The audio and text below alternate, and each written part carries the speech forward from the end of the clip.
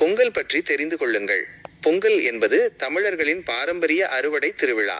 நம் உழவர்கள் தங்கள் கடின உழைப்பின் பயனாக கிடைக்கும் நெல்லை அறுவடை செய்து சூரியனையும் இயற்கையையும் கால்நடைகளையும் போற்றி கொண்டாடும் நாள். பொங்கல் கொண்டாட்டம் 4 நாட்கள் நடைபெறும்.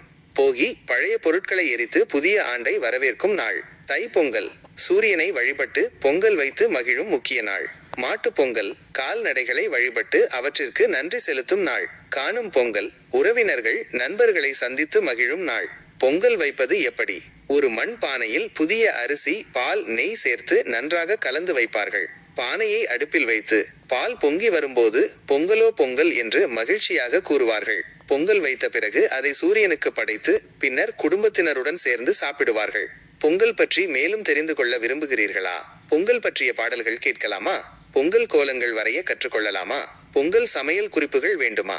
உங்கள் கேள்விகளுக்கு பதில் சொல்ல